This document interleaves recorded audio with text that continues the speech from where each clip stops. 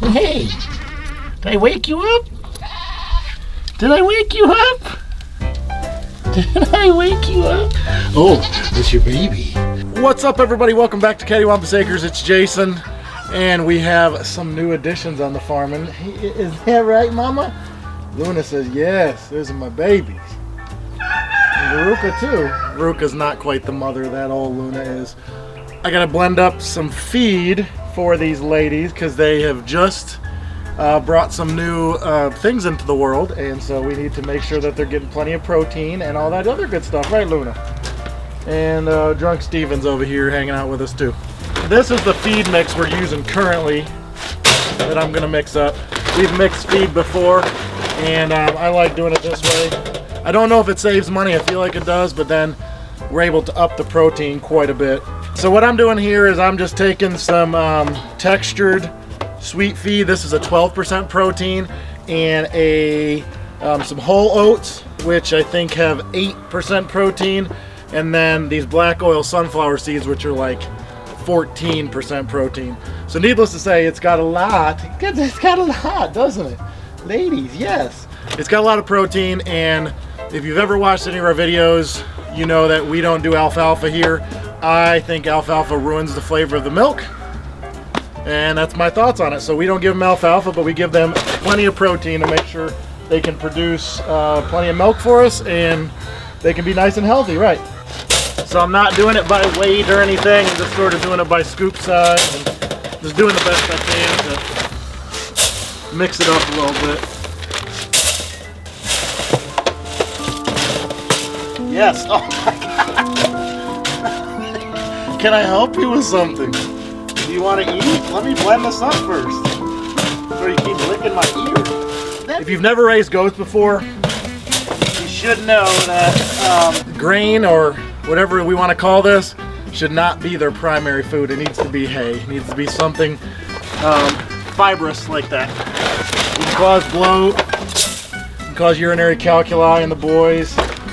We had to put the chickens back in the run because one of the leghorns got destroyed by a Cooper's hawk yesterday. You gotta love these federally protected birds that just come and destroy your animals. That is the danger of free-ranging your chickens.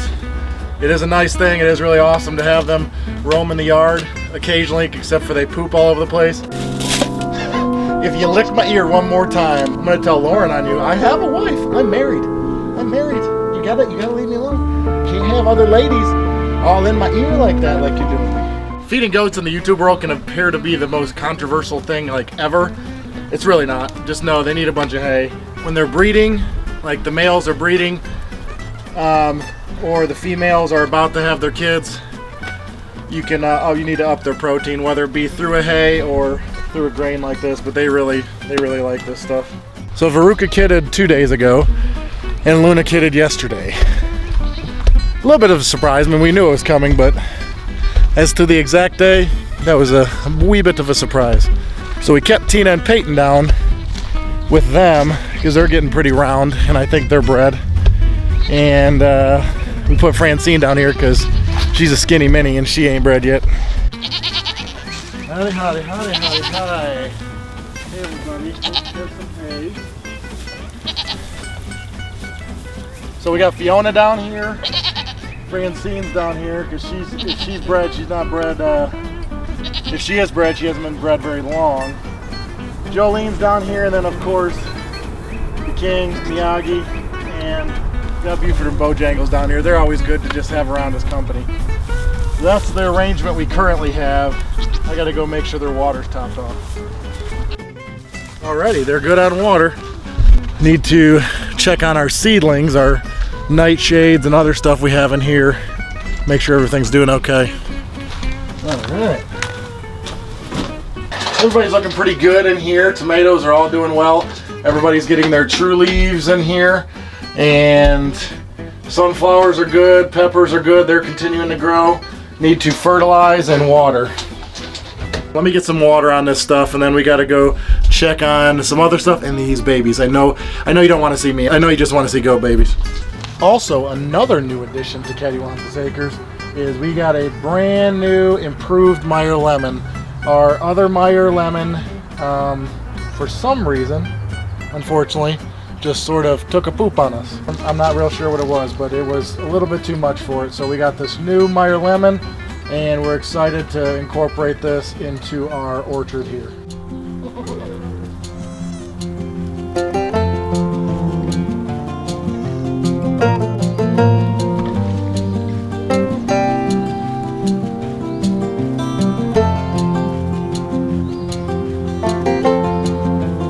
Lauren came home the last 2 days and we had some new additions both days. She called me, today is Friday, she called me Wednesday, she got home about 4:30ish and said, oh my god, there's babies. And so we had a couple babies from Veruca. She does okay as a mom. I think she's learning. This is only her first freshening. And then Luna, this is her second, and she's doing really good. And Luna's babies are significantly bigger. So let me show you.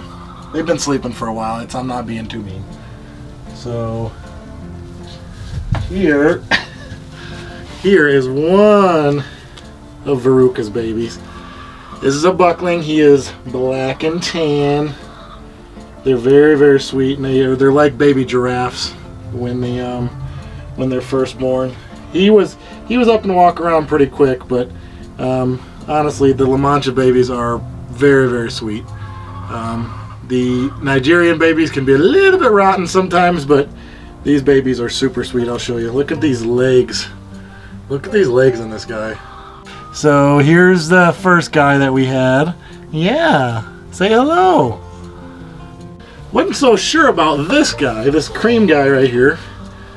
He was having a little bit of trouble nursing at first, and I actually gave him, I milked Veruca right into the bottle and gave him some bottle. Make sure he got colostrum the very first night. But look at these legs. Look at these things. These babies are almost as tall as Nigerian dwarf adults are. So here's another one of our bucklings. This one looks a lot like his dad. Boyfriend, when we had Boyfriend here. This guy's huge. Props to Luna, because these guys are massive, and she had two of you. These are probably some of the cutest creatures on God's earth. I just don't know what to say about them. They're stinking adorable, and when they're trying to nurse and trying to walk around at first, it's hilarious. Like I said, it looks like baby giraffes. So this was one of Luna's babies. She's coming. She can see me playing with her babies. So this is one of Luna's babies. He is super sweet. See those little gopher ears? We're absolutely loving these American La Manchas. When we first started raising goats, I thought we would just stick with Nigerians, maybe go to Nubians. But honestly, these American La Manchas have been amazing, amazing goats. And so please stick with us, because we're definitely going to be following up and trying to convince you how awesome these American La Manchas are as we go through the milking process and everything else. Here, want to go see Mom? And finally, this is the other guy that Luna had, and he is also super sweet, super big. Luna's babies were, geez, way, way bigger than Veruca's. This is the last little guy for now. The Nigerians are going to be kidding soon, and so this is the last of the La Mancha babies for now, and we'll have plenty of Nigerian dwarf babies coming very soon. Say hello. We've had a lot going on lately. We got a lot of projects going on. We are going to be finishing up our milk barn that has been sort of on hiatus. I ended up wiring it up, and so we have lights in there, we have outlets in there.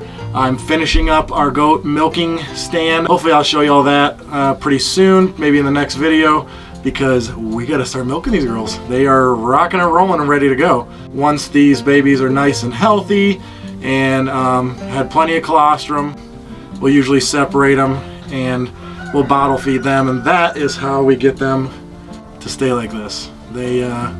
All of our goats, actually all of our animals for the most part, are very much easy to handle, because we are very hands-on on everything here. Even if it's an animal we're planning on using for meat, we're still going to be super kind with it and take super good care of it, because that's just how we believe it should be done here. And then these dairy goats, we are always super caring with our dairy goats. They have plenty of attention and plenty of care, and they stay plenty healthy. We love our dairy goats. This is our calling. We love doing the soaps and the cheeses and all that stuff. So this is just the way we take care of our animals. We lose animals sometimes, and that stinks. We just lost one of our chickens out in the backyard to a hawk. So farming and homesteading is definitely, it's winning and losing, and it's losses and gains all the time. So this is the beginning of our legitimate La Mancha journey into the American La Mancha dairy goat. Please guys, stay with us.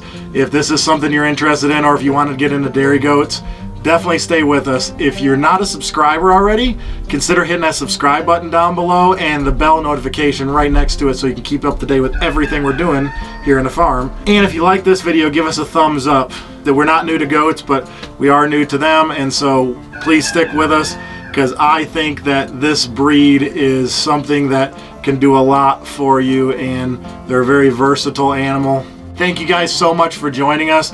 Please remember what we always say here: when you homestead, you home fed. If you guys are really into this dairy goat stuff, make sure you check out these other 2 videos, and hopefully they can help you in your homesteading journey. We'll see you guys next time.